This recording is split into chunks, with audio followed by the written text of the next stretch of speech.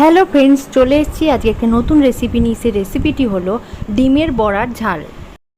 প্রথমেই দেখতে পাচ্ছ এখানে দুটো ডিম আছে, একটা পেঁয়াজ আছে। পেঁয়াজটাকে কুচি কুচি করে কাটলাম। তারপর একটা বাটির মধ্যে অল্প পরিমাণ পেঁয়াজ আর একটা ডিম আর অল্প পরিমাণ নুন দিয়ে ভালো করে ফেটিয়ে কড়াইয়ে অল্প তেল দিয়ে ডিমগুলোকে ভেজে নিচ্ছি।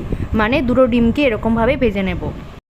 তারপরে শিলের মধ্যে অল্প পরিমাণ সর্ষে, অল্প পরিমাণ পোস্ত আর 1 চিমটে মতো মানে হাফ চামচ মতো নুন আর একটা লঙ্কাকে ভালো করে বেটে নেব জল দিয়ে।